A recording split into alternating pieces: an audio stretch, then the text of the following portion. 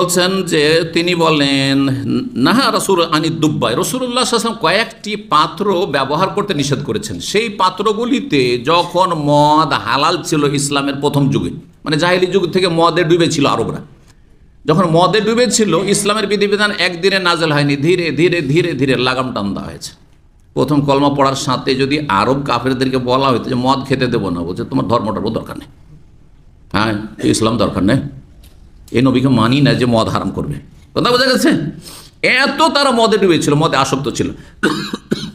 এরা এই যুগে যদি হইতো তো নেপালিকে হারিয়ে দিত। কথা বুঝতে পারছেন? এই আরবরা এত মদ ছিল যে নেপালিদেরকে হারিয়ে দিত। কারণ যখন মদ হারাম হইল মদিনায়, তখন বাড়ি থেকে বড় বড় মটকা, মটকা বোঝেন? হ্যাঁ, পানির বড় বড়, হ্যাঁ কে মাটির পাত্র, মাটি পানি রাখার জন্য, সেগুলি সব ভেঙে চুরমার করলো। তখন এমন বইতে লাগলো, বাড়িঘর তো বইছে, বাড়ি থেকে বহানো হয়েছে। আর বলছে ফাজারাত ফিসে কাকিল মদিনা, মদিনার গলিতে গলিতে মদ বইছে বৃষ্টির পানির মতো, বুঝছেন না? তাহলে কত মদ বাড়িতে তারা সংরক্ষণ করে রেখেছিল, এত মদ ছিল। মক্কা মদিনার কাফেররা, তাদের কিছু ভালো দিকও ছিল। আর কাফের মুশরিকদের ভালো দিক থাকে না এমন কথা নেই, কারণ আমাদের দেশের লোকেরা অনেকে ধোঁকা খায় যে ওরাকে কি করে বলছেন এটা পথভ্রষ্ট, আর এরা বেদাতি, ওরা তো অনেক ভালো কাজ করে, মানুষকে ইসলাম নামাজ রোজার কথাই বলে। আরে ওই কিতাবে যে শিরিক আছে, তাদের বেদাতে যে ভরা আছে, আর গাঁজাখড়ি স্বপ্ন দিয়ে যে মানুষকে গোমরা করছে। কথা বোঝা গেছে? নবীর কবরতে হাত বেরিয়ে আসে, সালাম শুনতে পায়, আর ওরা আপনাকে নামাজের তালিম দিচ্ছে, ভুল নামাজের তালিম দিচ্ছে, বিদাত শিখাচ্ছে। আপনি বলবেন যে সেজন্য ভালো? প্রত্যেক জাতির কিছু ভালো আছে। আরবরা আমাদের চাইতে বেশি, হ্যাঁ, অতিথি পরায়ণ ছিল। এত মেহমানের খাতির করতো যে আমাদের দ্বারা সম্ভব না, বুঝছেন না? মক্কার লোকেরা, একজন মেহমান যদি মক্কার লোকেরা, মেহমান মানে আজকালকার মেহমান মানে তো শ্বশুর বংশের মেহমান এক নম্বর, তারপর নিজের বংশ বা মায়ের বংশ, তাই না? আর তখনকার মেহমান মানে যে কোনো ব্যক্তি আসলে মেহমান, হ্যাঁ, পরিচিত হোক আর অপরিচিত হোক, কেউ এসেছে বা শহরে নেমেছে, মেহমান কি করতো? একজন মেহমানের জন্য কি করতো? একটা মুরগি, একটা উঁট জবাই করে দিত, একটা উঁট জবাই করে দিত। ওইটারই কিছু ধারাবাহিকতা এখনো আছে, যে আরবরা একাও যদি খেতে বসে, আপনার মতো রোবো দাজাজ ওই একটা পানিয়ে রান নিয়ে বসবে না, কি নিয়ে বসবে? ওটা একটা মুরগি নিয়ে বসবে। তারপরে মুরগিটা তো নিজের জন্য, ভাই বোন যদি আসে, বলুন আলহামদুলিল্লাহ যে আমাদের ভাই বোনও যদি বাড়িতে আসে আর আমরা ডিম দিয়ে দিই, ডিম ভাজিও দিয়ে দিই, আর আলু ভর্তা মর্তা আর ডাল দিয়ে দিই, তবুও কিন্তু আমাদের দুর্নাম হবে না, ঠিক না? তাহলে শালা এসছে, আমি গোস্ত টোস্ত কিছুই দিতে পারলাম না, মাছও দিতে পারলাম না, ডিম খাওয়াই পাঠিয়ে দিলাম, মানহানি হবে? যদি একটু খারাপ লাগবে, কিন্তু মানহানি হবে না, তাই না?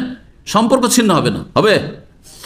আমাদের একজন অ্যাসিস্ট্যান্ট ডাইরেক্টর ছিল 10-15 বছর আগে, সে বলছে, কথায় কথায় বলছে যে আমাদের এই বেতনে, এই যে বেতন, তো এতে তো সংসার চালানো খুব কঠিন, আর সে চাকরি করে আরাম করে, তো আরাম করতে ভালোই বেতন পায়। হ্যাঁ, তো ওকে বলছি যে আপনাদের তো আরাম করতে যথেষ্ট বেতন, কথাবার্তা হচ্ছে ফ্রি হয়ে। তো সে বলছে আমাদের যদি 10,000 বেতন থাকে আর আপনাদের যদি 2,000 থাকে, তবু আপনারা আমাদের চাইতে সচ্ছল। আপনাদের 2,000 বেতন আর আমার 10,000 15,000ও যদি বেতন থাকে, তো আমাদের চাইতে আপনারা কি সুখী? কোন দিক থেকে? তো বলছে আপনারা, হ্যাঁ, একটা দাজাজ মুরগি দিয়ে আপনি 2, 4, 5 জন 7 জন মেহমানকে বিদায় করে দিতে পারবেন, পারবেন না? হ্যাঁ পারবো, ডিম দিয়েও পারবো। আমি বললাম ডিম দিয়েও পারবো বিদায় করতে। কথা বলছেন মেহমান বিদায় করতে? হ্যাঁ, ডাল ভর্তা হলেই চলে। আর আমাদের কি লাগবে জানেন? বলছে আমার বোন যদি চলে আসে, বিবাহ দিয়ে দিয়েছে, বোন যদি আমার বাসায় আসে, বা ভাই এসছে তার ফ্যামিলি নিয়ে, তাহলে আমাদের কি করতে হবে জানেন? একটা রাস বুঝেন? একটা মাথা সহ গোটা খাসি, রাস মানে খাসির গোটা মাথা, মানে গোটা খাসি জবাই করতে হবে, তারপরে সামনে রাখতে হবে। যদি 2-3 কিলো গোস্ত কিনে, এতটুকু গোস্ত কিনে পেশ করি, তাহলে জীবনে আর বাড়ি আসবে না আমার। বলছি যে কাট খালাস, এর সাথে আত্মীয়তা ছিন্ন, কোনো সম্পর্ক নেই, বোন আসবে না আমার বাড়ি, ভাই আসবে না। বলতে আলহামদুলিল্লাহ, আলহামদুলিল্লাহ। তো এটা কোথা থেকে যে গোটা একটা মুরগি নিয়ে বসতে হবে, অথবা যে ভাই বোন কেউ এসেছে, ফ্যামিলি নিয়ে এসেছে, সেজন্য একটা গোটা খাসি নিয়ে বসতে হবে, কোথা থেকে? ওই যে 1400 বছর আগে একজন মেহমান আসলে একটা উট জবাই করা, যেটা চলে আসছে, আস্তে আস্তে ও খাসিতে এসছে। এখন আর উট নেই, কিসে আছে? খাসিতে চলে এসছে। তারপরও কিছুটা আছে, কিছুটা পরম্পরা সিলসিলা আছে তাদের। জি, তো যাই হোক, নষ্ট যেন না হয়। বেশি করে আপনি যদি পেশ করেন, এটা ট্র্যাডিশন হয়, তাহলে শর্ত হচ্ছে নষ্ট করা চলবে না। খাওয়া দাওয়া যা হলো, তারপরে গরিবদের কাছে সুন্দরভাবে পরিষ্কার পরিচ্ছন্ন করে পৌঁছে দিতে হবে। আর নাহলে এমন কোনো সংস্থায় পৌঁছবে যারা গরিবের ঘরে পৌঁছে দেয়। যদি কারো গরিবের বাড়ি না চেন, তাহলে এই দায়িত্ব। আর আপনি ডাস্টবিনে ফেলে দেবেন, একটু ফেলে না, ফেলে দিলে এটা হারাম, জায়েজ নয়, যে কেউ করেন না কেন। তো নবী সাল্লাল্লাহু আলাইহি সাল্লাম প্রথম যুগে বেশ কিছু পাত্র ব্যবহার করতে নিষেধ করেছে। কেন? ওই পাত্রগুলি মূলত যখন মদ হালাল ছিল এগুলোতে মদ রাখা হইতো বা মদ তৈরি করা হইতো।